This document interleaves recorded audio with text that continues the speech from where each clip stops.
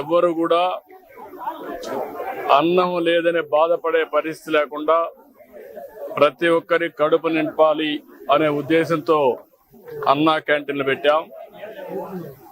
ఈరోజు మనం ఒకసారి చూస్తే ఎన్టీ రామారావు గారు తిరుమలలో అన్న ప్రసాదం కార్యక్రమం ప్రారంభించారు. అది నిరంతరం కొనసాగుతా ఉంది. అదే స్ఫూర్తితో అన్నా క్యాంటీన్ పెట్టాం. అన్నా క్యాంటీన్ కూడా ఒక పద్ధతి ప్రకారం ఉండాలని ఈరోజు ఇక్కడ అన్నా క్యాంటీన్ మీరు చూశారు. మామూలుగా ఏదో అన్నం పెట్టడం అంటే రోడ్డు మీద పెట్టడం, ఏదో దానం చేసినట్టు బిహేవ్ చేయడం కాకుండా పేదవాళ్ళు కూడా గౌరవప్రదంగా పౌష్టికాహారాన్ని, నాణ్యమైన ఆహారాన్ని పరిశుభ్రమైన వాతావరణంలో తినాలనే ఉద్దేశంతోనే ఈ కార్యక్రమానికి శ్రీకారం చుట్టాం. ఇది ఒక ఉదాహరణ. ఇక్కడ మీరు చూస్తే క్లీనినెస్ ఉంది, సెపరేట్ క్యాంపస్ ఉంది, కాంపౌండ్ వాల్ ఉంది. వచ్చిన వాళ్ళు ఎవరైనా సరే ఇక్కడ ఆ సమయంలో వస్తే మార్నింగ్ కానీ, మధ్యాహ్నం కానీ, రాత్రి కానీ 3 పూట్ల ఇక్కడ భోంచేసే పరిస్థితి వస్తుంది. 5 రూపాయలకే భోంచేస్తున్నారు.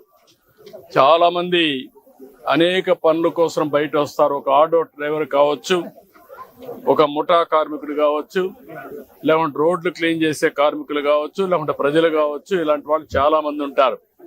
ఎక్కడన్నా భోజనానికి పోవాలంటే 100 రూపాయలు మినిమం ఒక పూటకు డబ్బులు పే చేసే పరిస్థితి వస్తుంది.